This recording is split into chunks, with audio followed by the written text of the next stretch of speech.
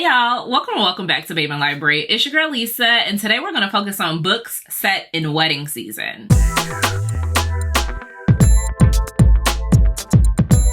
When I say wedding season, I don't mean focusing on the bride and the groom. Obviously, it is their big day, and most times everything revolves around them. But in this video, we're going to talk about everyone that is behind the scene making the magic happen so that our brides and grooms can have the best day of their lives. So in this video, I'm going to be talking about books centering your wedding planners, your officiants, your bridal party, your florists, your caterers, those type of people. And the reason why I do that, I'm going to talk about a book that I recently loved that kind of put me in the mood of wedding season, as well as talk a little bit about my experience being a assistant to a wedding coordinator. Now, I used to do my own event planning spaces, so I've done everything from conferences, comedy shows, you name it. But I have a best friend that she primarily handles weddings, and I help her out from time to time, give her that extra lift and that boost. I'm going to show you a video clip of a wedding that we did in September that really got me inspired, and it matches perfectly with the book that I just read. So take a look of this video, giving you the back scenes of a reception, and then we'll jump right into my recommendations list.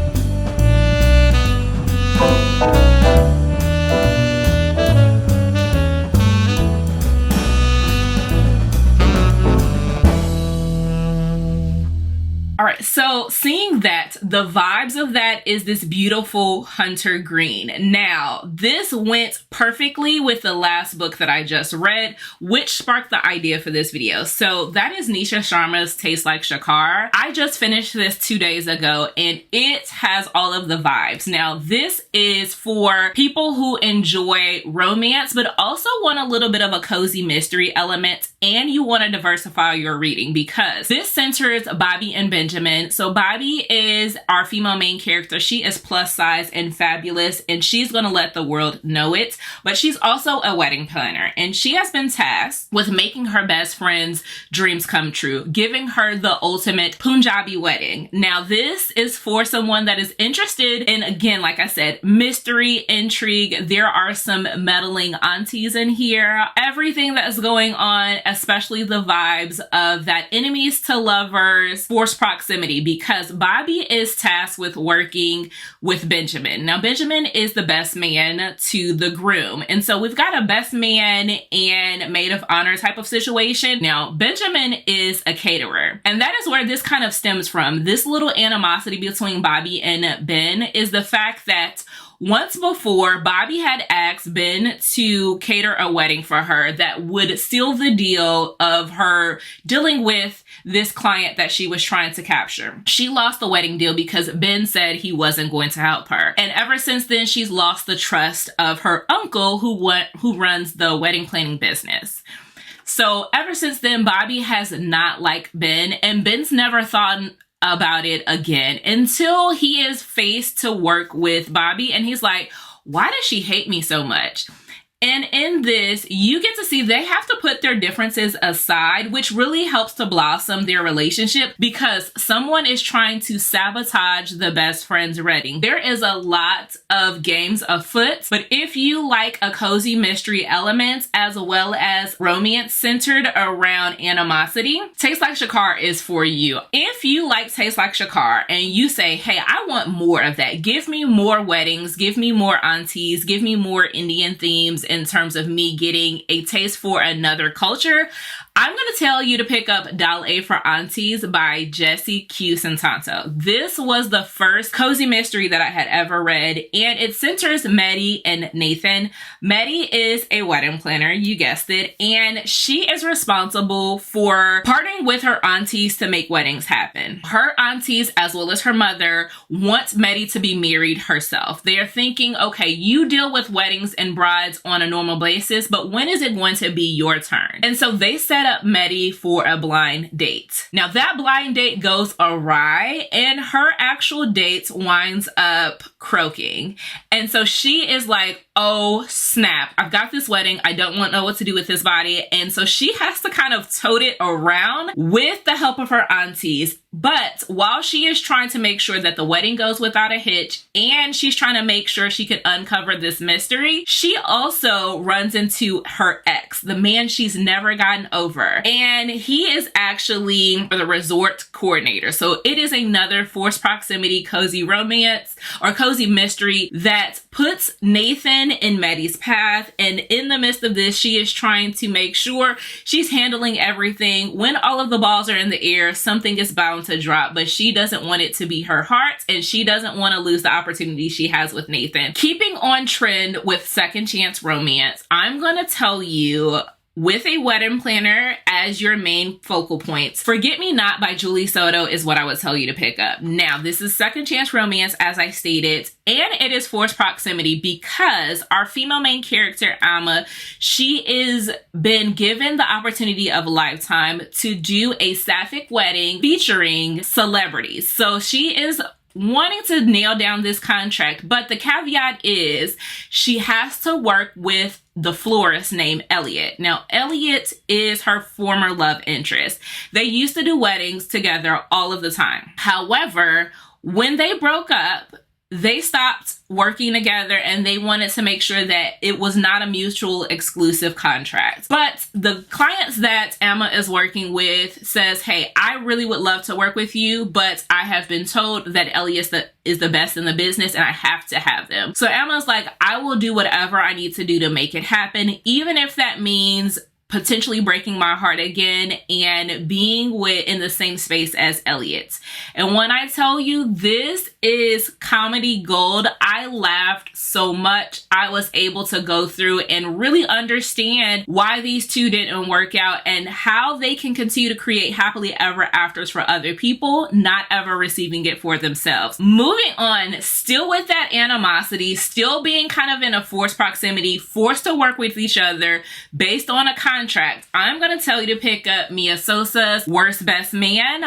This was probably one of the first wedding books, or the second. I'm going to say the second because I got my first on here, but my second wedding themed book that features a wedding planner. And again, very similar elements in the fact that she is forced to work with, and she being Lena, our female main character, is forced to work with Max. Now, she has valid reasons for despising Max. Lena was actually engaged to Max's brother, and she found out that Max had texted her his brother on the day of their wedding, like, hey bro, are you sure you want to go through with this? And Lena believes that Max was the reason that she never got her happily ever after. And so ever since then, she has hated this man with a fiery passion. But she is being tasked to work on this wedding at this particular venue that she wants to become a primary contact for. And so unfortunately, she has to choose a brother to work with. And there's absolutely no snowball's chance in hell that she is ever going to work with her ex. So she decides she's going to pick the lesser of two evils and work with Max. Now, the tension is simmering between the two because in Max's mind, he's like, hey, everything is cool. I didn't do anything. What's the matter? Not knowing that Lena actually found out about his text message. And so she is giving him the blues. We get to meet Lena's family. And again, Lena's family is like big and boisterous. I think they're a Cuban family. And so their personalities are very live, very vibrant. And Max has to deal with reconciling, hey, not only do I have to, get on good graces with Lena, I also have to win over her family if we're going to make this wedding come true for our clients and if we're going to seal the deal. Because not only is this a big deal for Lena, but Max and his brother and his mother are trying to become resident with the hotel that they're working with. And so they're trying to make sure that their business is being launched and he can't muck it up. So if you're still looking for that forced proximity, we are forced to work with each other to make sure that these couples can say their I do's, I'm going to tell you to pick up Denise Williams' Do You Take This Man? I actually saw myself in our female main character, RJ. Now, RJ is a person of dual balance. On one hand, by day and by trade, she is a divorce attorney. And so she is responsible for helping people dissolve their marriage amicably. And she's also responsible on the other end for marrying people off, because in this book, she is the officiant. So as a person who loves love, she says, okay, I want to be able to help people with their vows. I want to be able to see people down the aisle, but I also understand that not every relationship works out. One of the things that I admired about RJ is not only her duality, but also knowing that she is a force to be reckoned with and she likes control in everything she does. But that presents a problem for our wedding planner named Lear. Now, I absolutely love Lear. First of all, you don't get many times where you get to see a man in the profession of being a wedding planner. So I love that Denise Williams was able to do that and able to give us not only a man in this profession, but a man that used to work as an NFL player. So Lear is multi-layered, just like RJ is.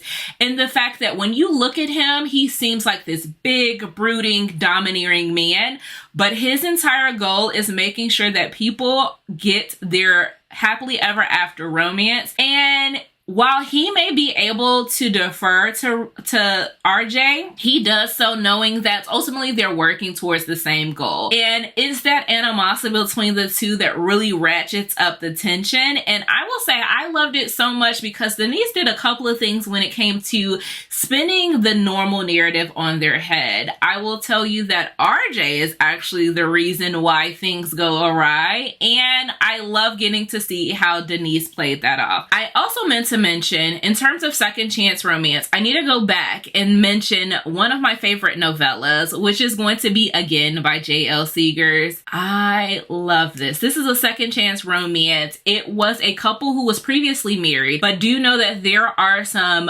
really heavy topics that are addressed in here, such as infertility, that you need to be mindful before getting into it. Now, me, I am a J.L. Seegars stan and know that she cannot do any wrong for me. But if you want to get a little bit of a taste or a sample in terms of how in-depth she writes, the emotion she's able to bring out of you, and to focus on wedding-centered or wedding themes, I'm going to tell you to pick up Again by J.L. Seegars, because it focuses on a couple that have been together for at least 10 years or more. It is the sister of our female character, Amina. Amina is coming to support her sister who is now getting married. And the groom is the best friend to Amina's ex-husband, Jax. And so they are going out of the country to support the two people that they love. And of course, they begin to rekindle their relationship, but they also have to address what broke them apart in the first place. Continuing to roll on the train of sisters getting married, I'm going to tell you to pick up Delilah Green Doesn't Care. And this is by Ashley Herring Blake. Now, this is a sapphic romance where our female main character, who is a photographer, her name is Delilah. Delilah is asked to be the photographer for her sister's wedding. Now, her sister and her do not necessarily have the best relationship, but Delilah is a little bit down on her luck. And so she's like, hey, I need the money. I'm going to do whatever I need to do to make it happen, even if that is facing the family who despises me. And so she goes back to her small town to be able to do the photography for her sister's wedding. And she sees her sister's best friend, Claire, who she hasn't seen for years. Claire doesn't remember who she is. Now, Claire is like, there is a hot woman walking into this bar and I'm attracted to her. Let me see if I can get out of my comfort zone and hit on her.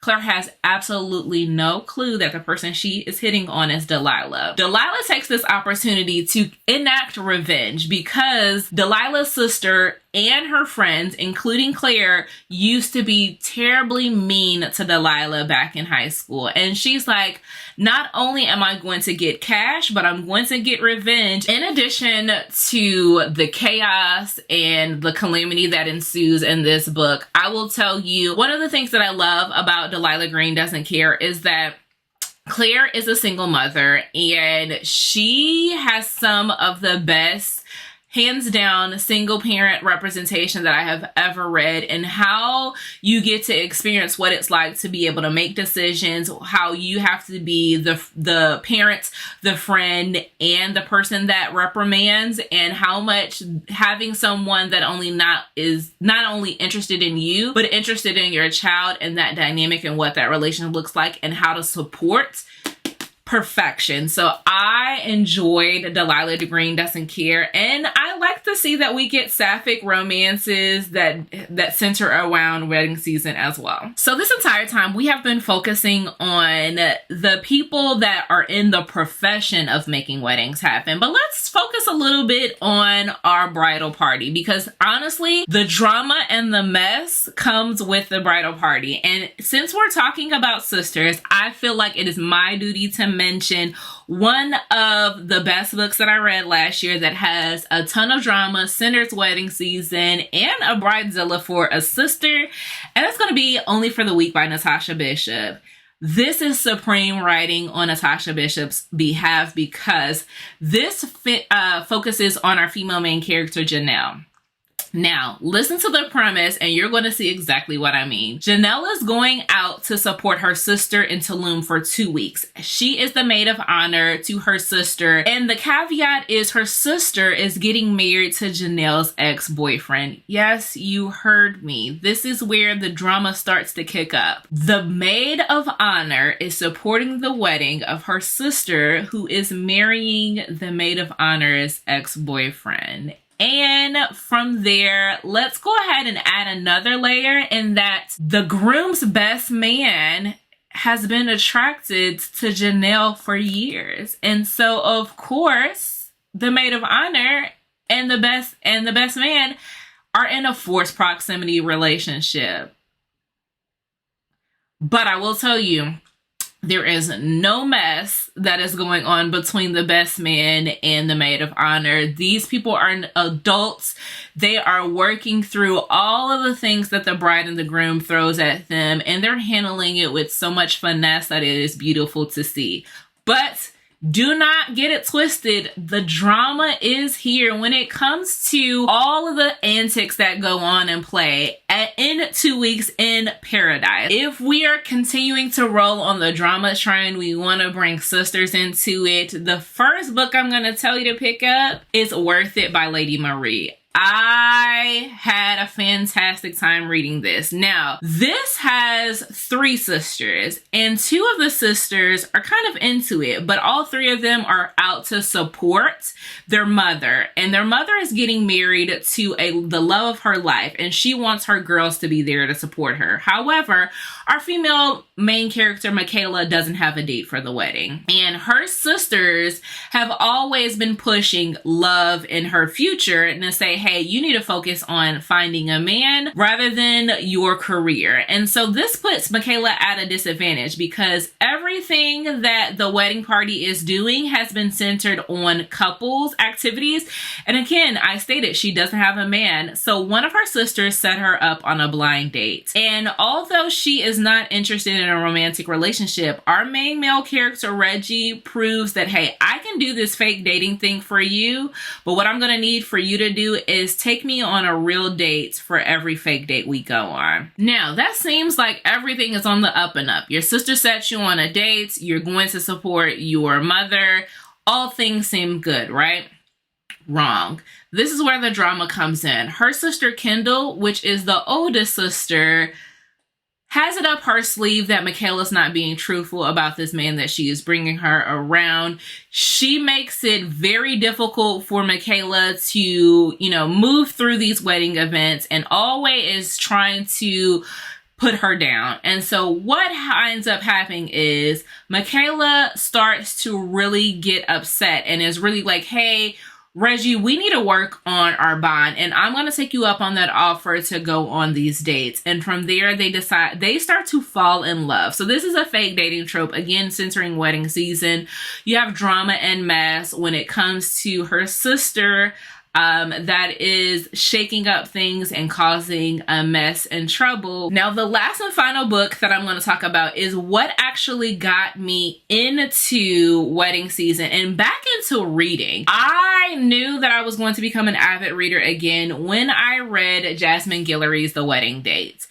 I know this is the first in the season, and a lot of it centers wedding themes. So there's also Wedding Party, which is the third in this series. But I'm going to focus on The Wedding Date. This is the story of Alexa, and Alexa is going to meet her sister in her hotel and to have a girls' night. In this, she gets caught up in the elevator with our main male character, Drew. Now, Drew has been worried because he is going to be the best man at a wedding for, again, a little bit of drama here, kind of very similar to Only for the Week. His best friend is marrying his ex-fiance, and he has been asked to be the best man. So he's like, I don't have a wedding date. Everyone that I wanted to go with me has bailed. And he sees Alexa when they are stuck and trapped in an elevator. And so they're just talking and they're gabbing, and he blurts out, hey, would you mind being my wedding date? Alexa is like, I have absolutely nothing else going on. I'll take you up on that offer. And so this is, again, a fake dating situation in which Alexa decides that she's going to support him. And in this, they start to fall for each other and now have to figure out where they land because they live in two different cities and how this relationship is going to work. I absolutely love that Jasmine Guillory decided to start this series, and I've loved each and every one of them. If this one isn't for you, know that if you're looking for a little bit more of enemies to lovers, The Wedding Party, which is the third in the series, may be the one for you. That being said, do me a favor, leave me some sort of wedding emoji. So if there is a picture of a bride, or if there is a picture of a groom, or just leave me a heart. Tell me what wedding season book that you absolutely love, or which one of these you're interested in, and I'll talk to you all next time. Bye.